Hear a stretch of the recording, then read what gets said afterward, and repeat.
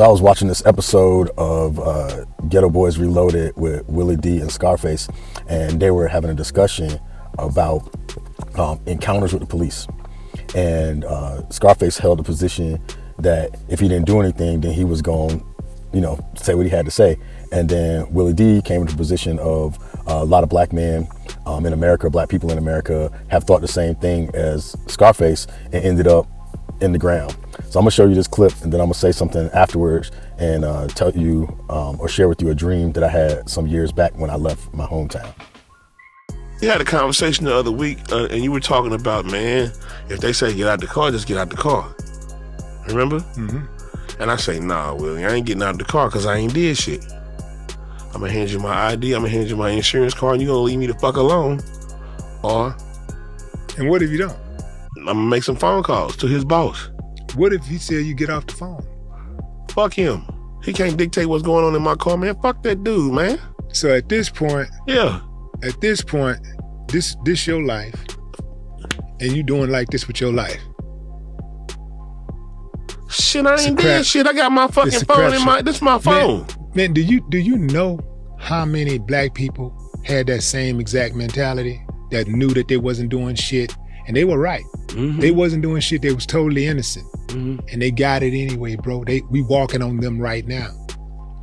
That's why I say, look, man, somebody got to get on that box. You know. Now, as a black man, I agree with the tensions that were held in that conversation with Scarface and Willie D. I mean, on one side, I'm innocent and I shouldn't have to deal with this mess. And on the other side, I want to get home to my family. And so people don't think about the tensions that a lot of us have to live with. And this dream kind of articulates that. I had this dream a bunch of years ago, and it's been informing me for well over a decade now. In the dream, I was walking down the street, down High Street in Portsmouth, where I grew up, with every black guy that I knew. And we were walking down the street, just hanging out. We weren't doing anything. And all of a sudden, the police showed up. And the police said, you all are under arrest. And we protested. We said, what are we under arrest for? What did we do? And the police officer said, a black person stole a radio. And we were like, okay, and he was like, he basically said, well, that's the only description we have, so we're putting you all in jail. So at any rate, I was standing next to Kevin, and I was like, stay next to me, stay next to me. And then they were going through processing, and then next thing you know, they only had one form left to process one more prisoner. And they picked Kevin. And so they processed him and told him they were sending him to jail for life. Even though all they did was steal a radio, they were going to put my friend in jail for life. And then they said, well, you're free to go. And I said, I'm free to go? And I said, no, I was with all of them. I know they didn't steal the radio. And he was like, well, unfortunately, all of y'all are going to jail, but we ran out of paperwork, so you're free to go. We don't have any more forms. And I was torn. I said, I don't want to leave then. If you're going to keep all of them, keep me too, because this isn't fair. But the police officer was like, you get out of here. We don't have any paperwork for you. It's all filled out. So then Kevin said, man, just go. Get out of here and tell them that we're innocent. I ended up leaving and really didn't know what to do. I just kind of felt sorry. I was sorry that there was nothing that I could think of doing. And I was sorry that all my friends had gotten put in jail for something that I knew they didn't do. And they knew they didn't do, but it was like nothing we could do about it. We were all just guilty because they said somebody was guilty. And so they put it all on us, except for I was technically innocent because of paperwork. I was working at this kind of like weird spiritual place. And there was a guy there who was interpreting dreams as they're doing a workshop. And he was, I talked to him. He was a black dude. And after he gave his little talk, I said, man, can I tell you this dream? And then he listened to the dream, and this was his interpretation. I'm not saying it's mine, but this is what he gave me, and it's the best that I got to work with right now. And what he said was that when we come into the world, we pretty much get this, we're guilty just by being born. Black people in general, black males in general, in this place where we were, but all of us to some degree. come here with a story that tells us that we're less than who we really are, who we are by God's creation, the infinite beings that exist within our I don't know how to put it into words. Let's just say we're infinite beings, but we don't know we are. And anything that tells us that we're less than that is because of some form of guilt. Let's just leave it at that. So I said, okay, I hear you. And he said, unfortunately, what happens is most people believe that story. They come here innocent. People tell them a story of their guilt. They accept that story. And then they just kind of live within the boundaries of that story. Most of us. And he said, but apparently your dream, what he interpreted, was that I just didn't accept the story. And because like the police were saying we're all going to jail, and I kept saying we're innocent, we're innocent, we're innocent, then and the other people kind of were just like, man, this is messed up, but they went ahead and went to jail. And because I was saying I kept saying we're innocent, that I basically didn't get processed with everybody else. I didn't accept the fact that they were going to just put me in jail when I didn't do anything.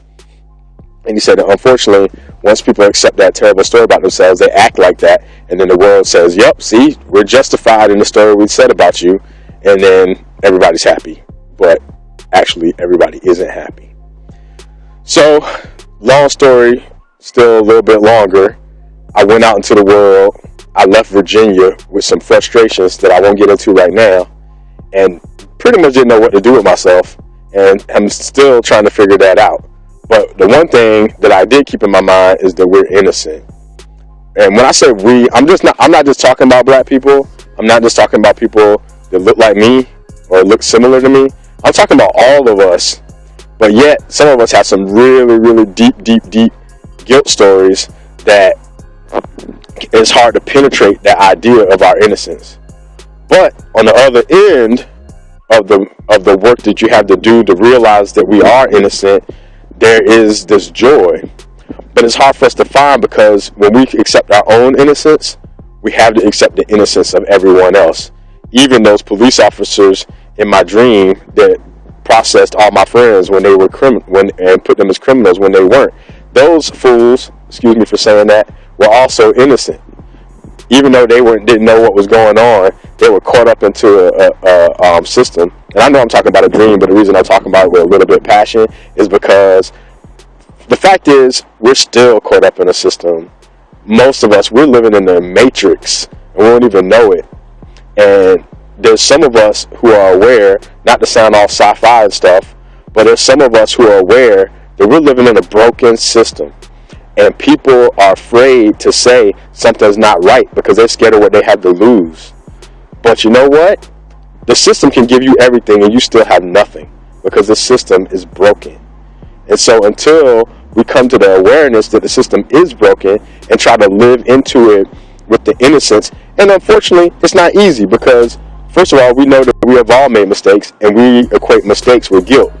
Mistakes and guilt are not necessarily the same thing.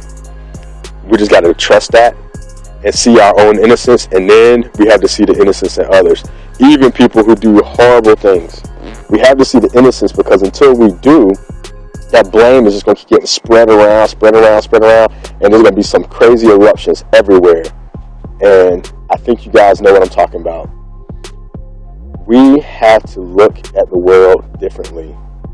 I'm going to steal some Wayne Dyer, which I normally don't do, and say, when you change the way you look at things, the things you look at change. It's a lot of people saying it, it's sort of cliche, but it does speak truth. And I think that we should put in the work. We should put in the work of repentance within ourselves and apologize for being sorry.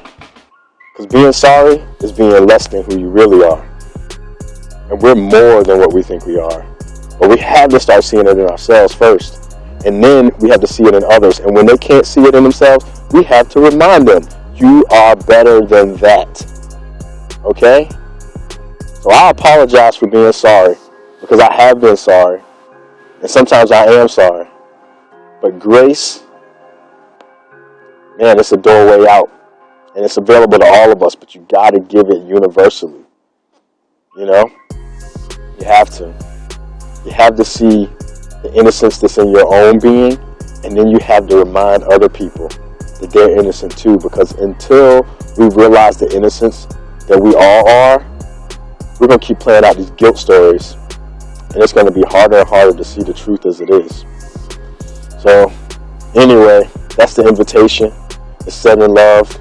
And hopefully, it makes a little sense. So I imagine the idea of everybody being innocent is one that you probably haven't heard, or most people haven't heard. But it's something that resonates with me, and I wrestle with it because we live in a world with winners and losers and good guys and bad guys and all these other things. And personally, I operate from a different paradigm that basically says that, a lot of what we do is unconscious, and until one becomes conscious, they aren't really acting volitionally. And so we have to figure out how to operate from a consciousness that holds an expanded view. Sometimes I'm good at it, sometimes I'm not, but I always return to it.